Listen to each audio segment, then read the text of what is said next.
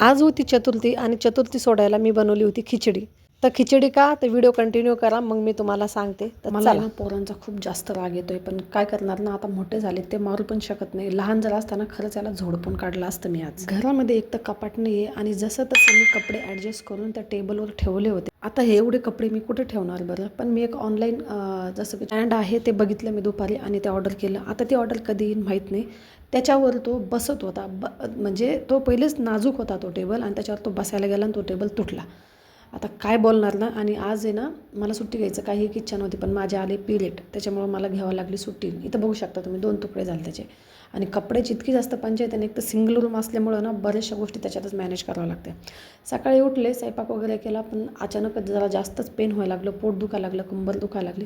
म्हटलं चल जाऊ दे, मी ना आरामच करून घेते आज. 1-1.5 तास झोपले, त्यानंतर वापस कामाला लागले. जसं की हर वेळेस मी सुट्टी घेते आराम करण्यासाठी, पण माझ्याकडनं खरंच दिवसभर आराम होत नाही. मग काय केलं, इथलं सामान वगैरे सगळं काढलं. कपड्यांचा पहिले तो खूप मोठा ढीग धुवून वाळू घातला होता, त्यानंतर आराम केला अजून थोडासा. तिथलचं जे सामान होतं का ते काढून टाकलं. जो तुटका टेबल होता तिथं बाजूला बघू शकता तुम्ही, तो बाहेर काढून ठेवून द्याला. त्याचे सगळे वेगवेगळे पार्ट केले, त्याला साईडला केलं. असे माझे इथं 2-3 टेबल आहेत बघा. घर मालकीने येऊन इतकी ओरडलं नाही एखाद दिवशी माझ्यावर. तर मग काय केलं ना, सगळं सामान वगैरे लावून दिलं जिथं तिथं. आता ते ऑनलाईन स्टँड ऑर्डर केले, ते कधी येणार नाही येईल माहीत नाही. तो पण व्हिडिओ मी तुमच्यासोबत शेअर करेनच. खराटा माझ्याकडनं सुटला, तो बांधायला गेले, काही बांधल्या गेला नाही. तेवढ्यात आई आली, आईला चहा पाणी वगैरे करून गेली. आईला पण घरी निघायचं होतं, मग आई चहा पाणी वगैरे करून गेली. आज मी चतुर्थी सोडायला खिचडी केली का तर ते तुम्हाला पुढं सांगतेच मी. झालं असं की सकाळच्या पोळी आणि भाजी बरीच होती, तर म्हटलं आता जर दुसरा स्वयंपाक केला तर हे वाया जाईल.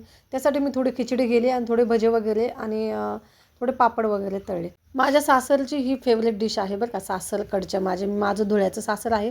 तिथं आहे ना, पाहुणे रावळे कोणी जर एमर्जन्सीमध्ये आले ना, तर खिचडी भजे आणि कुड्या पापड असं तळता बघा. तर मला आज पक्की तिकडची आठवण झाली. जेवण वगैरे झालं, मस्तपैकी केसाला तेल वगैरे लावलं, चंपी केली केसाची आणि आता मी मस्तपैकी झोपण्याच्या तयारीमध्ये आहे. श्री स्वामी समर्थ. आणि तुम्हाला माझा हा व्हिडिओ कसा वाटला कसा नाही कमेंटमध्ये सांगा आणि चॅनलला फॉलो करा. बाय.